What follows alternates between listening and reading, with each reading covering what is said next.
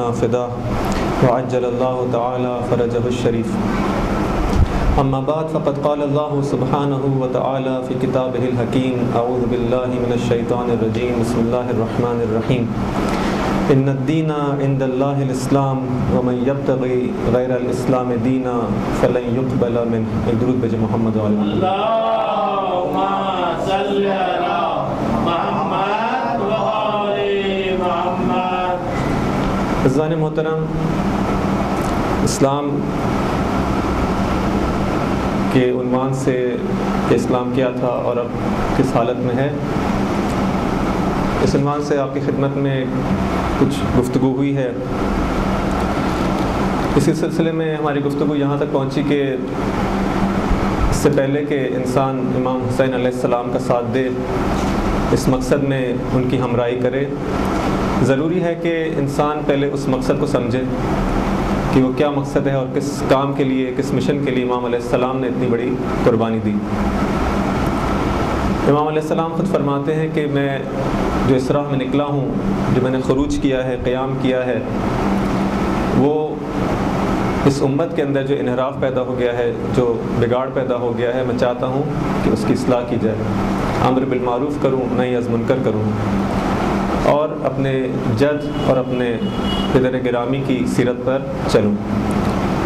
یعنی سیرت نبوی اور سیرت علوی پر اگر چلا جائے تو اس کا مطلب ہے کہ امت کے اندر جو بگاڑ پیدا ہو چکا ہے، جو انحراف پیدا ہو چکا ہے، وہ ختم ہو سکتا ہے.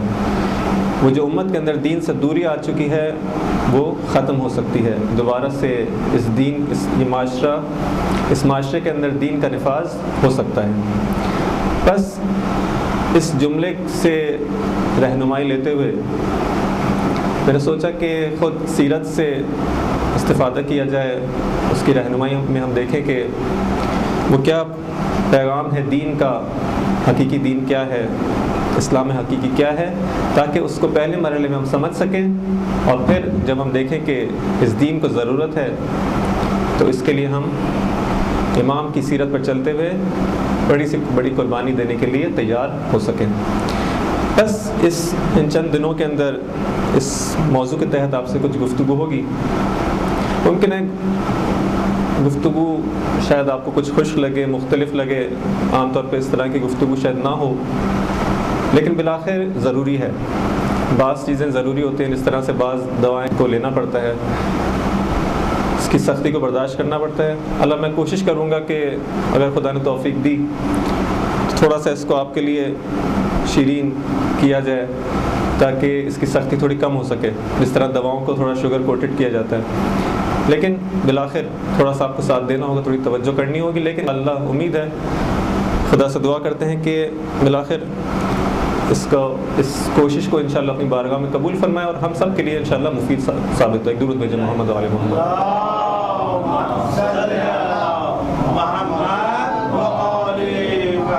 کل ہماری گفتگو یہاں تک ہوئی کہ اس دین کو پہنچانے کے لیے جو زحمتیں ختمی مرتبت نے برداشت کی ہیں، اس کو ہم اس وقت زیادہ اچھی طرح سمجھ سکتے ہیں جب ہم اس زمانے کے حالات سے آگاہ ہوں کہ جس زمانے میں آپ تشریف لائے اور آپ نے اس دین کی تبلیغ کرنا شروع کی، اور اس 23 سال کے مختصر سے عرصے میں اس معاشرے کو کہ جو ایک جہنم کی طرح تھا، بالکل ایک وحشی ماحول تھا جس کے اندر، اس کو کہاں سے کہاں پہنچا دیا. اسی چیز کو سمجھنے کے لیے کہ معاشرہ کہاں تھا اور کہاں سے کہاں پہنچ گیا، میں بات کا آغاز ایک مثال، ایک واقعے سے کرتا ہوں، اور پھر دیکھیں گے انشاءاللہ کہ وہ اسلام کے وہ پیغامات کیا ہیں، اور پھر انشاءاللہ گفتگو کو آگے بڑھائیں گے. جب اسلام آ جاتا ہے مدینہ کے اندر، نافذ ہو جاتا ہے، اسلامی معاشرے کی تشکیل ہو جاتی ہے، یہاں تک کہ شروع کے جو چند سال ہیں جس میں جنگیں ہوئی ہیں، جنگ بدر سے لے کے احد سے لے کے خیبر و خندق اور یہ سب، اس کے بعد ایک مرحلہ وہ آتا ہے کہ جب اب وہ موقع ہے کہ اس پیغام کو اس جزیرہ عرب سے باہر بھی بھیجا جائے اور پوری دنیا تک جو اس پیغام کو پہنچایا جائے. کیوں؟ اس لیے کہ خدا نے آپ کو مبعوث کیا ہے فقط مدینہ اور مکہ کے لیے نہیں، بلکہ پیغام کو پوری دنیا تک پہنچانا ہے، ساری انسانیت تک ایک پیغام پہنچنا چاہیے. آپ مختلف خطوط لکھتے ہیں مختلف دنیا کے بادشاہوں کی جانب، چھوٹے بڑے ہر قسم کے جو فرمان روا ہیں، حکمران ہیں، اور ان میں سے ایک خط لکھا جاتا ہے ایران کے بادشاہ کے نام. اب ایک سپاہی کو بھیجا جاتا ہے, تاریخ میں اس کا نام بھی رقم ہے. یہ سپاہی اس خط کو لے کے اس بادشاہ کے دربار میں آتا ہے. اب آپ دیکھیں کہ ایک ایسے معاشرے, مدینہ چھوٹا سا شہر ہے, اس چھوٹے سے شہر میں ابھی 10 سال ہوئے ایک حکومت قائم ہوئے,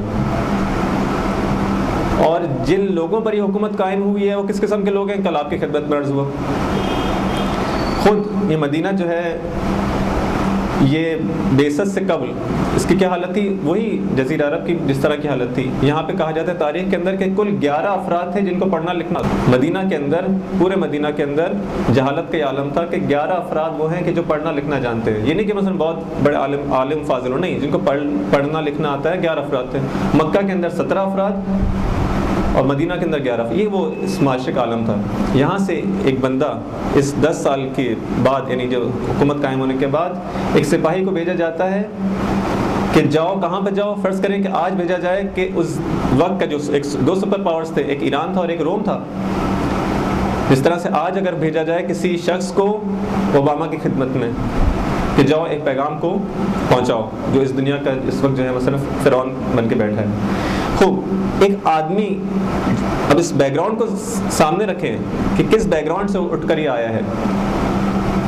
اپنے اسی پرانے لباس میں, بوسیدہ سے لباس میں, عربوں کے اس لباس میں یہ جاتا ہے, اس دربار میں پہنچتا ہے. اس کو کہا گیا ہے کہ یہ پیغام کس کو دینا ہے, بادشاہ کو دینا ہے. بادشاہ کون, ایک سپر پاور کا اس وقت جو ہے وہ رئیس, اس کی خدمت میں دینا ہے. جب آتا ہے دربار کے اندر, لوگ چاہتے ہیں کہ اس سے وہ خط کو لیا جائے اور پیغام کو پہنچایا جائے اس بادشاہ کی خدمت میں, تو کہتے ہیں نہیں, پیغام میں خود بادشاہ کو دوں گا. اب آپ جانتے ہیں, آپ نے وہ جو پرانے زمانے کی تاریخیں اور واقعات پڑھے ہیں, یا مثلا درباروں کی جو مثلا فلمیں دکھائی جاتی ہیں, اس میں دیکھا ہے کہ ایسا نہیں ہوتا کہ قاصد آئے اور خود جو ہے وہ بادشاہ کے پاس وہاں تک پہنچ جائے اور پھر اس کے ہاتھ میں خط نہیں دیا جاتا ہے کسی اور کو, اور وہ پھر اپنے پروٹوکول کے حساب سے اور اس کے حساب سے بادشاہ کے ہاتھ میں دیتا ہے. لیکن یہ شخص کہتا ہے نہیں, مجھے حکم کیا دیا گیا ہے کہ بادشاہ کے ہاتھ میں دینا, میں خط بادشاہ کے ہاتھ میں دوں گا. اب وہ خود تو نہیں آئے گا بادشاہ, وہ جو تکبر اس کا ہے اس کو اجازت نہیں دے گا کہ وہ اس چھوٹے سے سپاہی سے آ کے خود وہ نامہ وصول کرے. آتا تو کیا کرتا ہے, یہ خود آگے جاتا ہے, تخت تک پہنچ جاتا ہے. دیکھیں یہ چیزیں ہم لوگ صرف سن رہے ہیں, آسان نہیں ہے.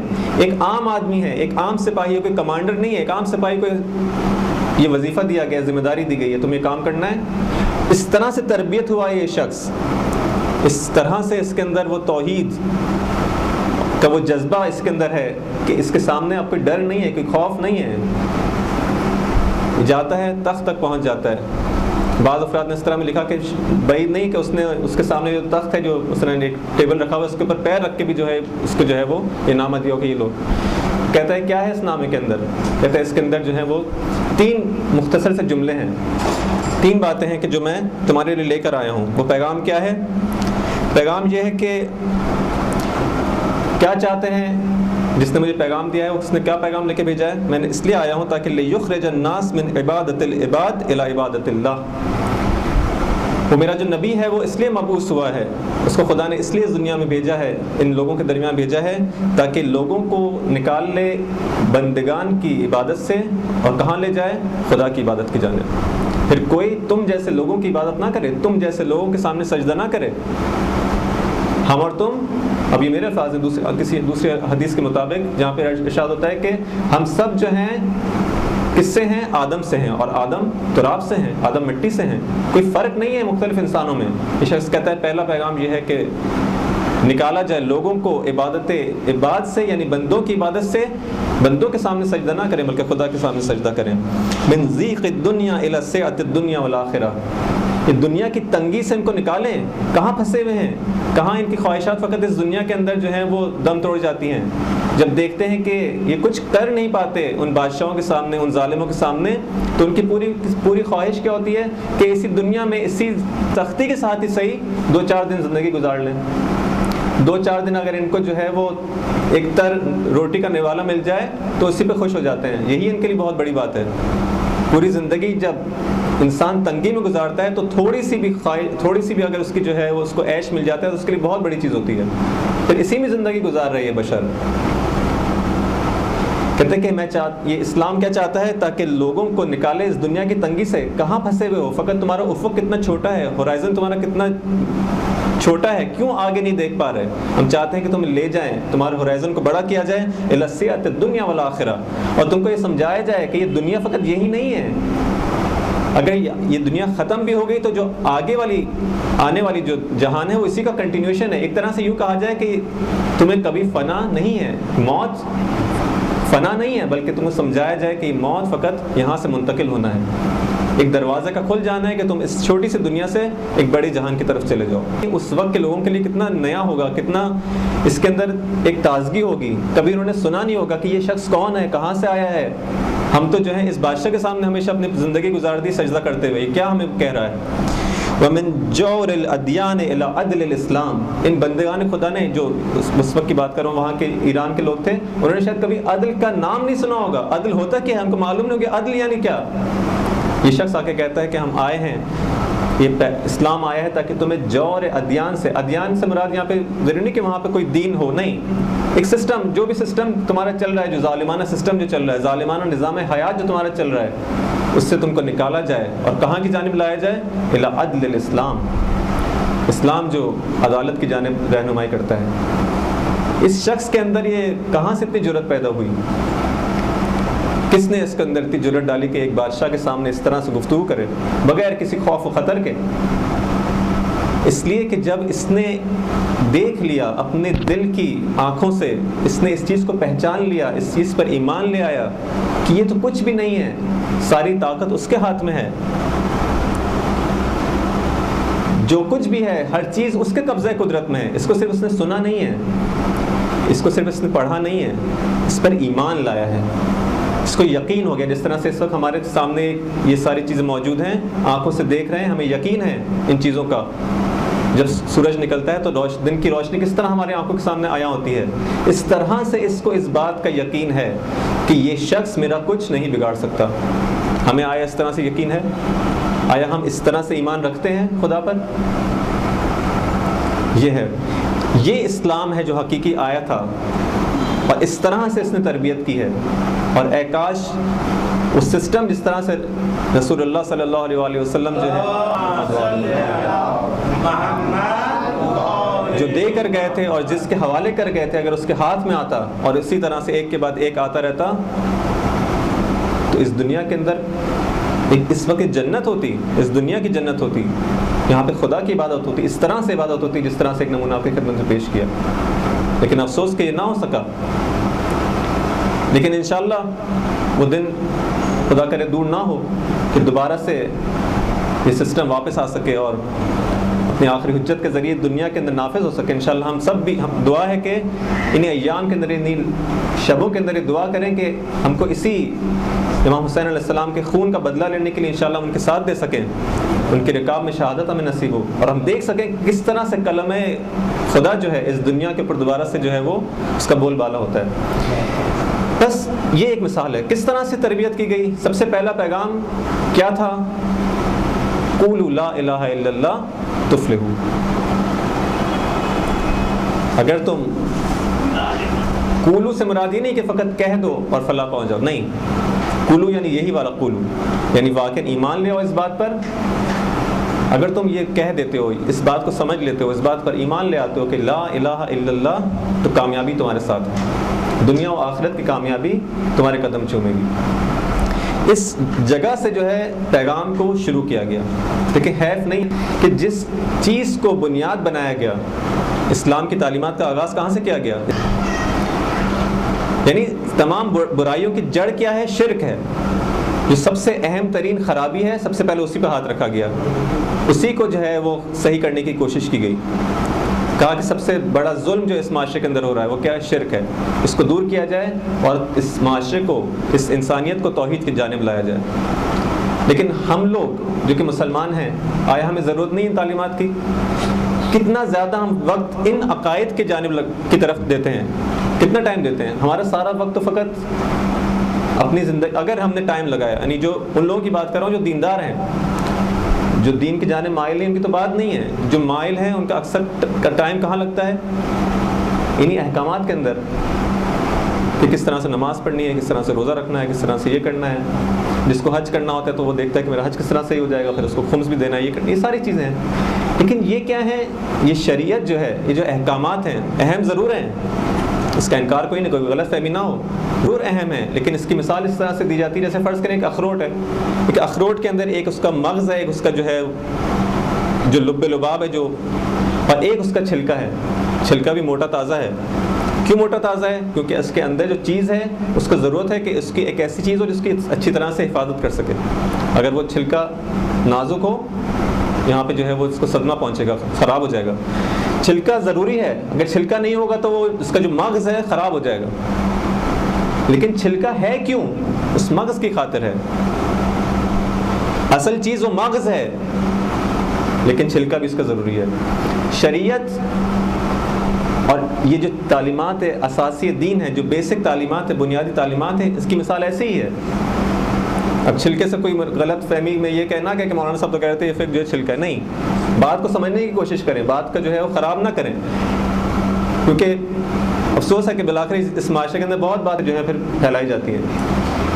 بس اس شریعت کی اہمیت بہت زیادہ ہے، لیکن اس کا مطلب ہی نہیں کہ اس سے بھی زیادہ اہم ہو جائے جو اصل ہے. اگر فقط اصل ہو، بعض لوگ اس طرح پڑھ جاتے ہیں، بعض کہتے ہیں بس ہم جو ہے وہ ذکر کریں گے، خدا کی یاد کریں گے. یہ نماز تو فقط ایک وسیلہ ہے نا. اصل مقصد کیا ہے؟ نماز پڑھو. خدا کیا کہتا ہے؟ نماز پڑھو اس ذکر کی خاطر. اقیم الصلاۃ لذکری، اگر غالباً اس طرح کی آیت ہے کہ نماز قائم کرو. کیوں؟ میرے ذکر کی خاطر. یعنی اصل کیا ہے؟ وہ ذکر ہے. بس ہم اگر ذکر کر رہے ہیں، خدا کو یاد کر رہے ہیں، تو اس کا مطلب ہے نماز پڑھنے کی تو ضرورت نہیں ہے. بعض یہ صوفی ٹائپ کے جو لوگ ہوتے ہیں اس طرح کی بات کرتے ہیں. نہیں، دونوں ضروری ہیں. اگر آپ نے فقط و فقط اس مغز کی توجہ دی اور وہ چیز جو ہے کوٹنگ جو ہے اس کو آپ نے چھوڑ دیا، اس پہ صدمہ پہنچے گا، یہ بھی آپ کے ہاتھ سے چلا جائے گا. اس کی بھی ایک حکمت ہے، ایک مصلحت ہے کہ جس طرح سے اس نظام کو رکھا گیا ہے. خوب، بس آگے بڑھتے ہیں. بات یہ ہو رہی تھی کہ اس سب سے پہلے کہاں سے کام کو شروع کیا گیا؟ قولوا لا الہ الا اللہ تفلحوا. یہ لا کیا ہے؟ یہ توحید کیا ہے؟ دیکھیں یہاں پہ مقصود یہ نہیں کہ اب جو ہے توحید کے جو ہے براہین اور اس کے دلائل پیش کی جائیں. یہاں پہ اس بات کی اجازت ہم کو نہیں، اتنی وقت نہیں ہے اور نہ ہی موقع اور مناسبت ہے. فقط اس پیغام کا جو لب لباب ہے، اس کا جو کور ہے، اس کو جو ہے بیان کرنا مقصود ہے. خدا کہتے ہیں ہم نے تمہیں خلق کیا. اب چونکہ مسلمانوں کا مجمع ہے اور اس کو مفروض سمجھتے ہوئے آگے بڑھ رہے ہیں. کافروں سے تو بات نہیں ہو کہ ان کو سمجھایا جائے کہ نہیں. خوب، سب اس بات پر ایمان رکھتے ہیں کہ ان کا خالق کون ہے؟ خالق خدا ہے. اچھا، جو شخص کی چیز کو خلق کرتا ہے، فرض کریں کہ میں ایک انجینئر ہوں، میں ایک مشین کو خود ڈیزائن کرتا ہوں، کہیں سے کاپی نہیں کرتا. فرض یہ ہے کہ میں نے خود ڈیزائن کیا، میرے ذہن میں ایک چیز آئی ہے، ایک انوینشن آئی ہے، میں نے خود اس کا جو ہے وہ سوچا ہے بغیر کسی سے لیے ہوئے، اور میں اس مشین کو ڈیزائن کرتا ہوں. مشین کو میں ڈیزائن کر لیتا ہوں، وہ مشین وجود میں آ جاتی ہے. اس کو مشین کو بنانے کا ایک مقصد ہے جو میرے ذہن کے اندر ہے. ایک درود بھیجیں محمد و آل محمد تک. آپ حضرات بھی اگر تھوڑا آگے آ جائیں تاکہ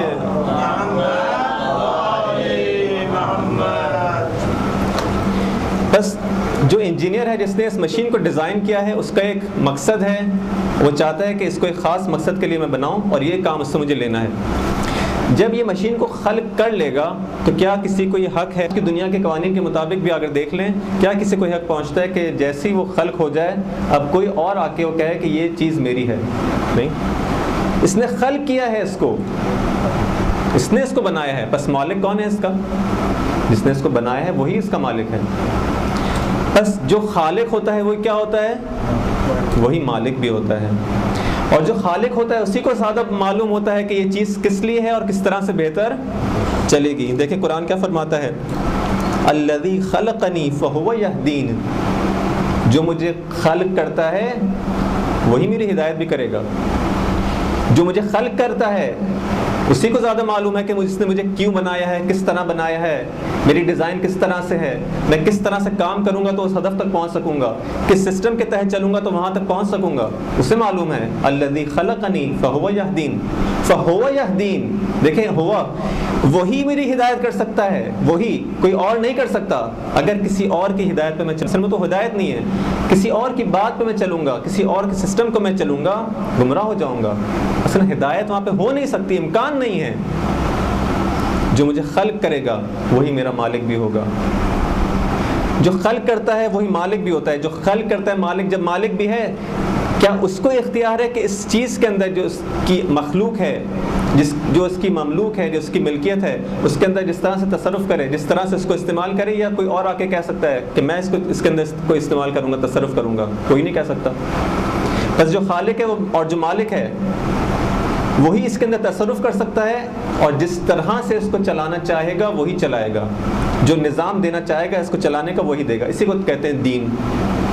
سادے الفاظ میں دین کوئی ایسی چیز نہیں ہے کہ کوئی چیز نہیں, دین یعنی یہی, مجھے جو خلق کیا ہے میرے خدا نے, بس وہی میرا مالک ہے. وہی جانتا ہے کہ میرا ہدف کیا ہے اور کس طرح سے میں اس ہدف تک پہنچ سکتا ہوں. بس اور اسی کو اختیار ہے کہ مجھے بتائے کہ تم جو کہ میرے مملوک ہو, جس طرح سے فرض کریں غلام ہوتا ہے, اس کا ایک آقا ہے. آیا غلام جو ہے بغیر آقا کی اجازت سے کچھ کام کر سکتا ہے؟ نہیں کر سکتا.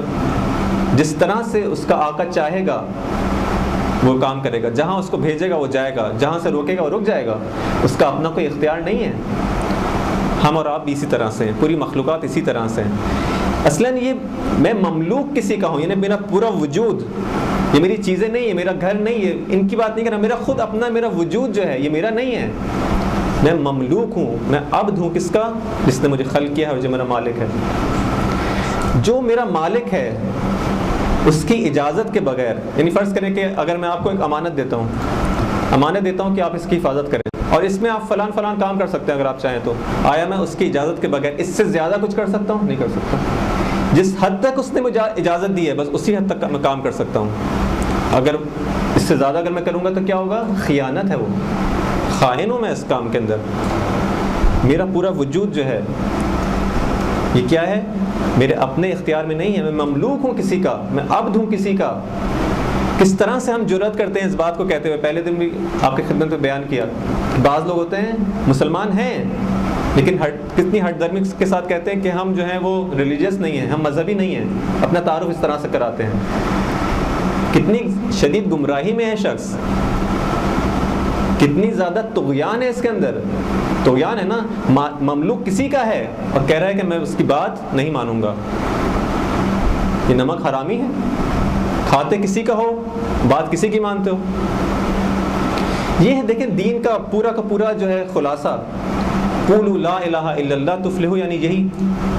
کیوں اسی کے اندر کامیابی ہے؟ اس لیے کہ جس نے تم کو بنایا ہے وہی تمہیں بہتر جانتا ہے. سورہ روم کے اندر کیا ارشاد ہوتا ہے؟ اقم وجہک للدین حنیفا فطرت اللہ التی فطر الناس علیہا. ایک درود بھیجے محمد علی محمد پر.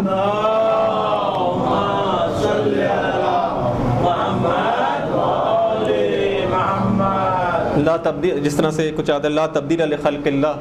خوب, بس خدا نے جو بنایا ہے ہم کو فطرت پہ بنایا ہے, اور کہا کہ اقم وجہک للدین حنیفا, کہا کہ اپنا چہرہ جو ہے یعنی اپنا رخ جو ہے اس دین کی جانب کر لو. پھر دین کو خود جو ہے وہ تعریف کرتا ہے. دین کیا ہے؟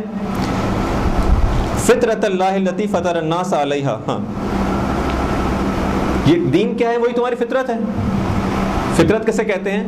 ایک خاص قسم کی خلقت کو کہتے ہیں. خلقت یعنی کیا؟ خلق کرنا, بنانا. اگر یہ کسی خاص قسم کی ہو تو اس کو کہتے ہیں خلقت, ٹھیک ہے. اور اگر جو ہے اس کو عدم سے وجود میں لایا جائے تو اس کو کہتے ہیں فطرت. اگر کسی چیز کو عدم سے جو نہیں تھی بالکل اور اس کو وجود میں لایا جائے تو ایسے بنانے کو کیا کہتے ہیں؟ ایسی خلقت کو کیا کہتے ہیں؟ فطرت.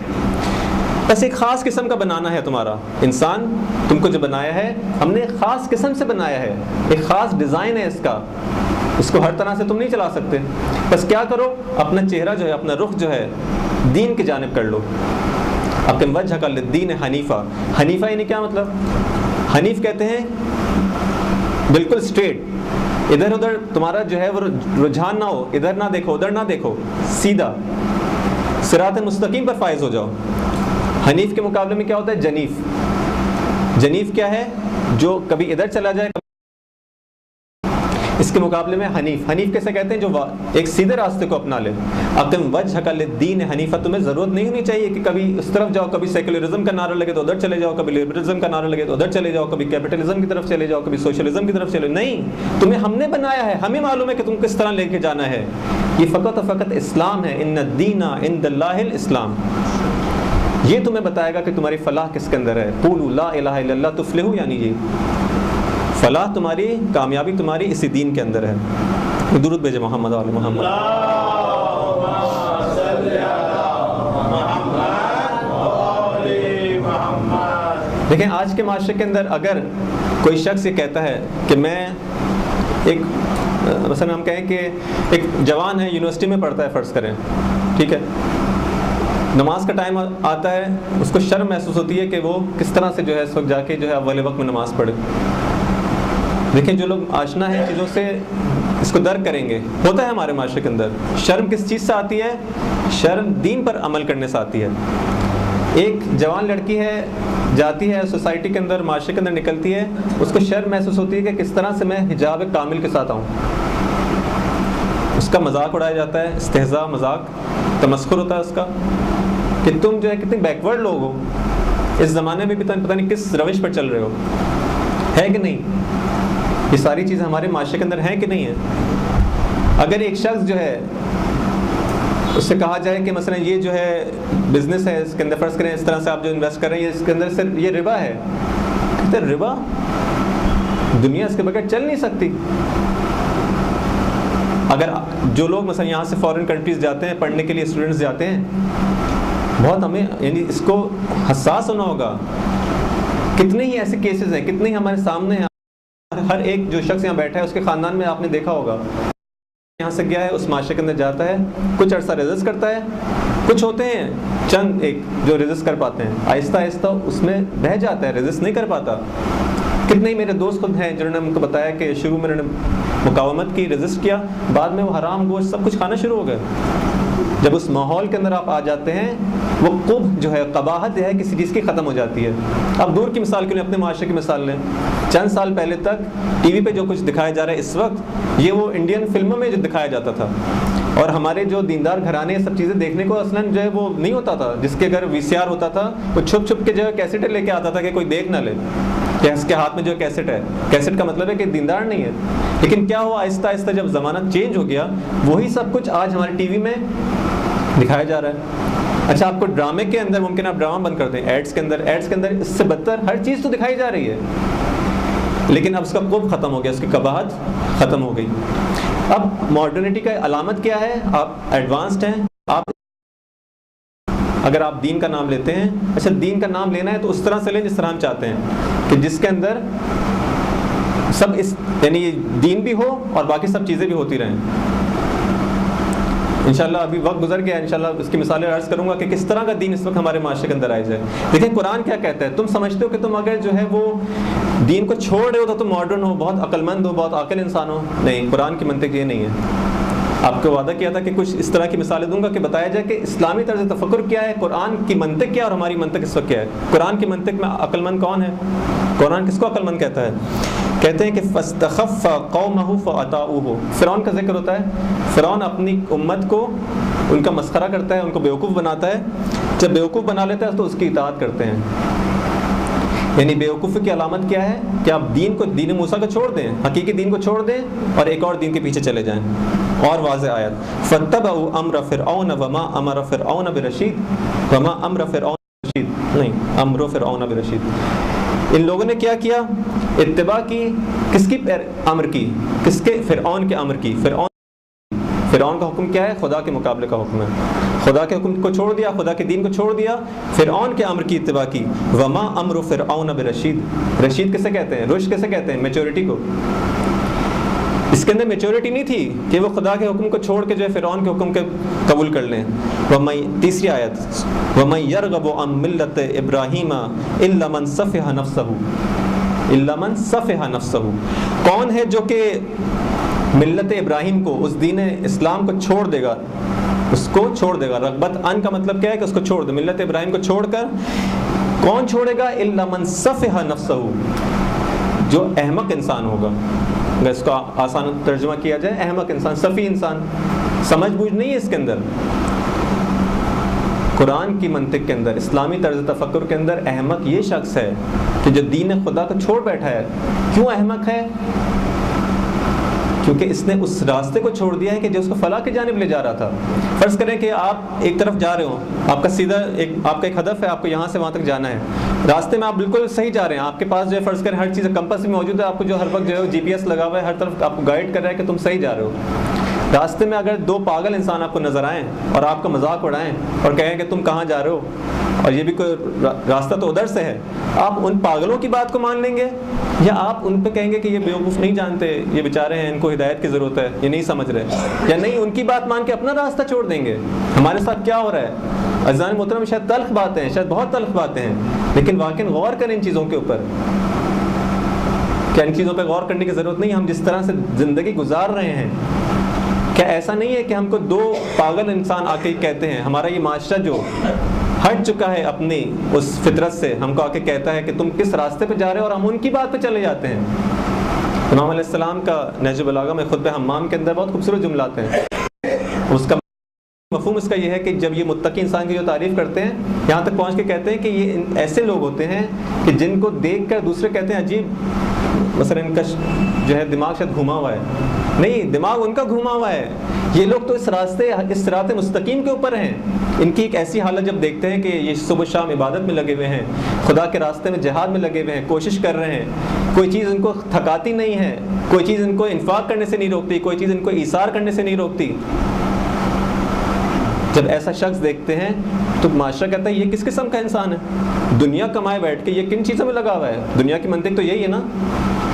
لیکن امام علی کہتے ہیں یہ اس کا دماغ نہیں گھما ہوا, دماغ تو ان لوگوں کا گھما ہوا ہے جو سمجھ نہیں رہے کہ تم کو 2 دن بعد جا کے حساب کتاب دینا ہے. کیا ہوگا تمہارا 2 دن بعد جا کے؟ کس کو حساب دو گے, کیسے حساب دو گے؟ ایک درود بھیجے محمد آل محمد.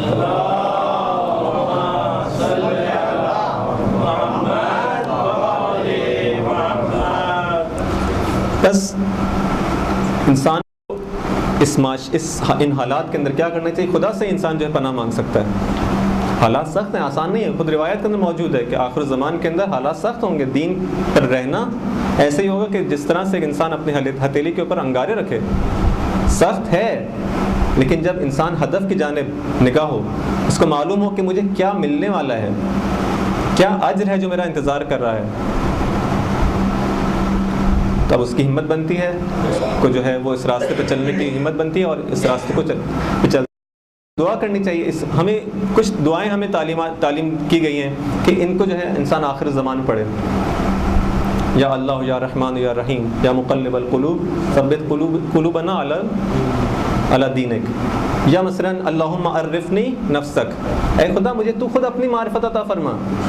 فإنک ان لم تعرفنی نفسک لم عارف نبیک. اسی طرح سے جو ہے مجھے نبی کی معرفت عطا فرما, اگر نبی کی معرفت عطا نہیں فرمائی تو میں تیری حجت کو نہیں پہچان سکوں گا. اور اللہم عارفنی حجتک فإنک ان لم تعرفنی حجتک ضللت عن دینی. میں تیرے دین سے گمراہ ہو جاؤں گا. انشاءاللہ اس موضوع پہ گفتگو آئے گی کہ کس طرح سے انسان اگر اس امامت سے ہٹ جائے, نہ لے اس سسٹم کو امامت سے, تو کیا ہوگا. اور ایک واضح سی تاریخی مثال آپ کے سامنے ہے کہ جب انسان اس امامت کے سسٹم کو چھوڑ دیتا ہے, اس ولی خدا کو چھوڑ دیتا ہے, اس باب اللہ کو چھوڑ دیتا ہے, وہ راستہ خدا تک جانے کا جب بند کر دیا جاتا ہے تو انسان گمراہ ہو جائے گا. پھر 50 سالہ اس تاریخ کے اندر 11 ہجری سے لے کر 61 ہجری کے اندر کیا ہوا آپ کے سامنے ہے. صرف 50 سال کے عرصے میں امت کہاں سے کہاں تک پہنچ سکتی ہے اگر اس نظام کو, اس نظام امامت کو اگر انسان چھوڑ دے, اس باب اللہ سے اگر جو انسان دور ہو جائے تو پھر خدا تک نہیں پہنچ سکے گا, پھر گمراہ ہو جائے گا.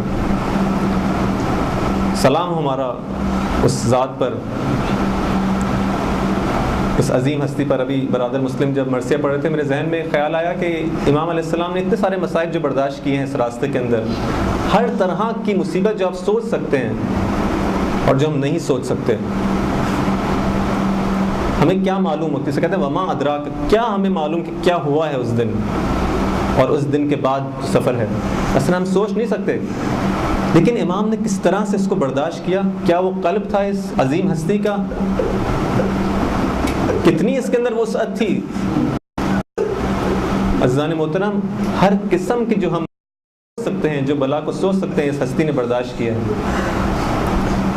لیکن ان مصائب کو برداشت کرنا سخت ہے، لیکن میرے ذہن میں آیا کہ حسین بننا اس سے زیادہ سخت ہے۔ اگر انسان ایک دفعہ حسین بن جائے، جو ذات حسین بن جاتی ہے، اس کے لیے مصائب بھی آسان ہو جاتے ہیں۔ جب حضرت علی اصغر کی شہادت ہوتی ہے تو امام حسین کیا فرماتے ہیں؟ فرماتے ہیں کہ اے اللہ، چونکہ یہ سب کچھ تیری نگاہ تیرے سامنے ہو رہا ہے، اس لیے میرے لیے آسان ہے۔ یہ ہے وہ عاشق جو ہر چیز کو خدا کی بارگاہ میں قربان کرنے کو تیار ہے۔ عزیزان محترم، ایک قربانی اس میں سے یہ ہے، جس طرح سے آپ نے سنا کہ آپ نے مدینہ چھوڑا، اپنے وطن کو چھوڑا، ایک قربانی ہے، بہت بڑی قربانی ہے، اپنے جد سے دور ہونا، اس مدینہ کو چھوڑنا۔ اسی طرح سے ایک اور بڑی قربانی 8 ذی الحج کو جب حاجی حج کرنے کے لیے آتے ہیں، یہ خدا کا عاشق بندہ اس دن اس سرزمین مکہ کو چھوڑ کر جاتا ہے۔ کیوں؟ تاکہ حرمت کعبہ جو ہے پامال نہ ہو جائے۔ جس شخص نے 25 حج پاپ ادا کیے ہوں، اس کے لیے آسان نہیں ہوگا، لیکن جب دیکھا کہ حرمت کعبہ پامال ہو سکتی ہے تو اس مصیبت کو بھی برداشت کیا، اس امتحان کو بھی برداشت کیا۔ جب نکلے تو صاف اعلان کیا کہ میرا ارادہ ہے یہاں سے جانے کا، جو شخص بھی چاہتا ہے کہ ہماری راہ میں ہمارا ساتھ دے، ہمارے ساتھ ہو جائے، اور جو شخص چاہتا ہے، اس بات پر آمادہ ہے کہ خدا سے ملاقات کرے، یعنی اس راستے کے اندر شہادت ہے۔ من کان باذلا مہجتہ، جو اپنا خون اس راستے میں دینا چاہتا ہے، وموطنا علی لقاء اللہ، جس نے اور اپنے نفس کو جو ہے وہ آمادہ کر لیا ہے خدا سے ملاقات کے لیے، تو آمادہ ہو جائے کہ ہم لوگ کل یہاں سے کوچ کریں گے۔ یہ قافلہ نکلتا ہے، کوفہ کی جانب حرکت کرتا ہے۔ راستے میں ایک جگہ پر امام علیہ السلام کہتے ہیں کہ یہاں پر پانی بھر لو، پانی کا ذخیرہ کر لیا جائے۔ ابھی معلوم نہیں ہے کہ امام علیہ السلام اس مقام پر کیوں پانی بھرنے کی ہدایت کر رہے ہیں۔ کہا کہ نہیں، جتنا ہو سکتا ہے پانی کو بھر لیا جائے مشکیزوں کے اندر۔ یہ پانی بھر لیا جاتا ہے اور قافلہ آگے بڑھتا ہے۔ آگے بڑھ کر کچھ لوگ جو کہ لشکر کے آگے آگے چلتے ہیں شاید خبر دیتے ہیں کہ ایسا لگتا ہے آگے کچھ نخلستان ہے، لیکن بعد میں جب قافلہ آگے بڑھتا ہے معلوم ہوتا ہے نخلستان کہاں۔ اس نبی کے نواسے کے لیے ایک لشکر جرار آیا ہے لڑنے کے لیے، مدد کرنے والا کوئی نہیں آتا۔ 1000 افراد کا ایک لشکر ہے کہ جو نیزوں کو لیے ہوئے آ رہا ہے، اور دور سے ایسا لگتا ہے جیسے نخلستان ہو۔ جب لشکر نزدیک پہنچتا ہے تو معلوم ہوتا ہے کہ ہر کی سربراہی میں ایک لشکر ہے 1000 افراد پر مشتمل۔ امام علیہ السلام کے سامنے وہ لشکر آ کے رک جاتا ہے، امام علیہ السلام کی فوج بھی اس کے سامنے صف باندھ کر کھڑی ہو جاتی ہے۔ امام دیکھتے ہیں کہ لشکر پیاسا ہے، نہ فقط اس کے سپاہی پیاسے ہیں، اس کے گھوڑے بھی پیاسے نظر آتے ہیں۔ اسلام نے جو پانی بھرا تھا وہ اسی وقت کے لیے بھرا تھا۔ اپنے سپاہیوں کو، اپنے اصحاب کو حکم دیتے ہیں کہ ان لشکریوں کو، اس دشمن اعداء کو پانی پلایا جائے۔ نہیں معلوم یہ لوگ کیوں بھول گئے اس وقت کو، کس طرح سے انہوں نے اس امام علیہ السلام پر پانی بند کیا ہوگا، کس طرح سے امام کے بچوں پر پانی بند کیا ہوگا۔ کیا انہوں نے یہ دن بھول گئے کہ جس دن وہ پیاسے تھے امام علیہ السلام نے ان کو پانی پلایا؟ نہ فقط ان کو پانی پلایا، کہا کہ گھوڑوں کے آگے پانی رکھا جائے، نہ فقط ایک دفعہ پانی رکھنا بلکہ 4 دفعہ 5 دفعہ، جب تک کہ وہ گھوڑا سیراب نہ ہو جائے پانی کو نہ ہٹانا۔ اس طرح سے گھوڑوں کو سیراب کیا جاتا ہے۔ جب فوج کو سیراب کر لیتے ہیں، دیکھتے ہیں کہ دور سے ایک شخص کہ جو لشکر سے پیچھے رہ گیا ہے وہ اب چلا آ رہا ہے۔ امام علیہ السلام خود اس شخص کے پاس جاتے ہیں جو راہ بھٹک چکا تھا، اور چونکہ صحرا کی گرمی کی وجہ سے شدید پیاسا ہے۔ جب نزدیک آتا ہے تو امام علیہ السلام اس سے کہتے ہیں کہ اپنے اونٹ کو نیچے لے کے آؤ تاکہ تمہیں سیراب کیا جا سکے۔ جب اونٹ نیچے آتا ہے امام علیہ السلام مشکیزہ اس کو تھماتے ہیں تاکہ پانی پی سکے، لیکن اس قدر پیاسا ہے، دیکھیں جو شخص بہت زیادہ پیاسا ہوتا ہے شدت پیاس سے پانی اس طرح تیزی سے پینا چاہتا ہے کہ پانی باہر گرنے لگتا ہے۔ اس شخص کی بھی یہی حالت ہوتی ہے، پانی خود سے نہیں پی پاتا۔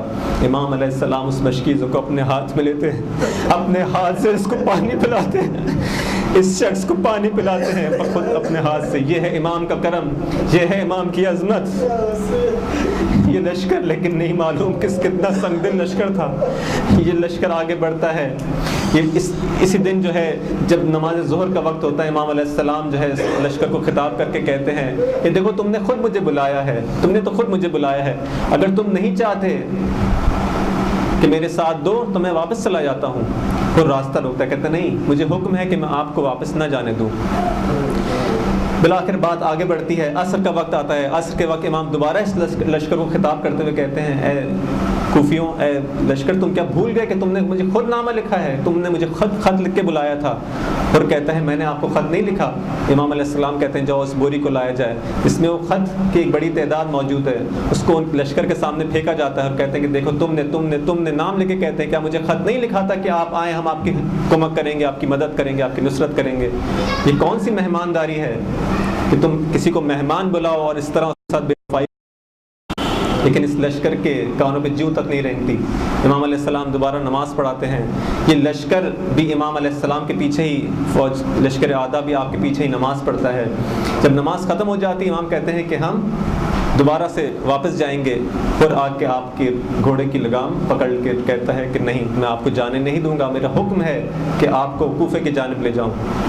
امام علیہ السلام کہتے ہیں سقلت قومک، تیری ماں تیرے غم میں بیٹھے. تو کس طرح کا کام کرتا ہے، کیسی بات کرتا ہے. یہاں پہ حر کہتا ہے کہ اے امام حسین، اگر آپ کے علاوہ یہ جملہ کسی اور نے کہا ہوتا تو میں اس کو جواب دیتا، لیکن کیا کروں کہ آپ کی ماں کی عظمت اتنی زیادہ ہے کہ ان کا نام میں اپنی زبان پر نہیں لا سکتا. بالآخر طے پاتا ہے کہ یہ لشکر نہ کوفے کی جانب جائے گا نہ مدینہ کی جانب جائے گا. ایک اور راستہ لشکر اختیار کرتا ہے. یہاں تک کہ ایک مکان پر پہنچتا ہے تو دیکھتے ہیں کچھ قاصد آتے ہیں. ایک قاصد آتا ہے، امام حسین کو سلام نہیں کرتا، حر کو جا کے سلام کر کے کہتا ہے یہ خط ہے اور مجھے حکم دیا گیا ہے کہ اس لشکر کو یہیں روک لیا جائے، اسی بیابان میں روک لیا جائے. جب پوچھا جاتا ہے کہ اس جگہ کا نام کیا ہے تو کوئی کہتا ہے نینوا ہے، کوئی کہتا ہے یہاں اس کا نام عقر ہے، اور کوئی کہتا ہے اس کو کربلا کہتے ہیں. جب کربلا کا نام امام کے کان میں پڑتا ہے تو کہتے ہیں اعوذ بک من الکرب والبلا، میں خدا کی پناہ مانگتا ہوں کرب اور بلا سے. یہ وہی جگہ ہے کہ جہاں پہ مجھے خبر دی گئی ہے، مجھے معلوم ہے کہ یہیں پہ ہمارے خیمے لگیں گے. یہی وہ جگہ ہے جس زمین پر ہمارا خون بہایا جائے گا. یہی وہ جگہ ہے جہاں پہ ہماری قبریں بنیں گی. یہی وہ جگہ ہے کہ جس کی مٹی ام سلمہ نے مجھے دکھائی تھی، اور یہی وہ جگہ ہے کہ جس کو جبرائیل نے اس خاک کو رسول خدا کی خدمت میں دیا تھا. عزیزان محترم، روایات میں موجود ہے کہ امیر المومنین جب جنگ صفین سے پلٹ رہے ہوتے ہیں تو اسی مکان پر پہنچتے ہیں. جب پوچھتے ہیں کہ اس زمین کا نام کیا ہے تو کہتے ہیں کربلا. امام علیہ السلام اتنا گریا کرتے ہیں. امام علی علیہ السلام اپنے بچے کی مظلومیت پر اتنا گریا کرتے ہیں کہ زمین تر ہو جاتی ہے. یہ وہ کربلا ہے جہاں پہ لشکر آ کے رکتا ہے. بالآخر روز عاشور آتا ہے. جب روز عاشور آتا ہے، حر جا کے عمر سعد سے پوچھتا ہے کہ اے عمر سعد، کیا تیرا ارادہ واقعی جنگ کا ہے؟ عمر سعد کہتا ہے کہ ہاں، ہم اس جنگ کے معاملے کے اندر اپنے پا پڑ جائیں اور جنگ ہوگی. جب حر یہ سوچتا ہے، کہتا ہے کہ مجھے نہیں معلوم تھا کہ اس طرح یہ معاملہ یہاں تک پہنچ جائے گا. لشکر آہستہ آہستہ پیچھے ہٹتا ہے اور کچھ سوچ میں پڑ جاتا ہے. ایک طرف جنت کو دیکھتا ہے، ایک طرف جہنم کو دیکھتا ہے. ایک لرزہ اس کے جسم پر طاری ہوتا ہے. کوئی دیکھتا ہے تو کہتا ہے حر تو سردار تھا عرب کا، تو لرزہ کیسا ہے؟ وہ کہتا ہے کہ میں اپنے آپ کو جنت اور دوزخ کے درمیان پاتا ہوں. یہ کہہ کے گھوڑے کو ایڑ لگاتے ہیں اور خیام حسینی کی طرف جاتے ہیں، لیکن الٹی ذرا پہن کر جاتے ہیں تاکہ یہ علامت دے سکے کہ میں لڑنے کے لیے نہیں آیا. جب لوگ دیکھتے ہیں تو کون استقبال کے لیے جاتا ہے اس حر کے لیے؟ خود امام حسین علیہ السلام آگے بڑھتے ہیں. امام علیہ السلام آگے بڑھ کر خود اس حر کا استقبال کرتے ہیں. اے حر علیہ السلام کس شرمندگی کے ساتھ کہتے ہیں کہ اے امام، کیا میری توبہ بھی قبول ہو سکتی ہے؟ میں ہی وہ ہوں کہ جو آپ کو اس دن جس نے دکھایا ہے، میں بھی وہ ہوں کہ جس نے آپ کو اس پیاس کے اندر مبتلا کیا ہے. کیا میری بھی توبہ قبول ہو سکتی ہے؟ امام علیہ السلام کہتے ہیں اے حر، ہاں تیری بھی توبہ قبول ہے. اور جنگ کی اجازت مانگتے ہیں، جنگ پہ جاتے ہیں. اور جب شہید ہوتے ہیں تو امام علیہ السلام خود آپ کے سرانے پہنچتے ہیں اور کہتے ہیں کہ اے حر، تو دنیا میں بھی حر ہے اور آخرت میں بھی حر ہے، اور تیری ماں نے تیرا نام صحیح حر رکھا ہے. سبحان اللہ، کیا سعادت ہے اس حر کی. اور پھر جب سر پر اس زخم ہے، اس سے خون بہ رہا ہے، امام علیہ السلام یہ سعادت حر کو دیتے ہیں کہ اپنا رومال اس سر کے اوپر باندھتے ہیں. اللہ رحمۃ اللہ علی القوم الظالمین وسیعلم الذین ظلموا ای منقلب ینقلبون. خدایا ہماری اس قلیل سی عبادت کو قبول فرما. خدایا ہمیں جناب حر کی طرح اپنے زندگی کے اندر جو بھی ہم نے خطائیں کی ہیں، جو بھی جس موقع پر بھی ہمیں بلایا گیا اس دین کی جانب نصرت کے لیے ہم نے ساتھ نہیں دیا، ہمارے قدم لڑکھڑا گئے ہوں، خدایا ہماری تمام گناہوں کو بخش دے جس طرح سے تو نے حر کی توبہ کو قبول کیا۔ اے خدا ہمیں بھی اپنے امام علیہ السلام کے لشکر کے اندر شامل فرما، جب ان کو ضرورت ہم ان کے رکاب میں شہادت ہم حاصل کر سکیں۔ وآخر دعوانا الحمدللہ رب العالمین۔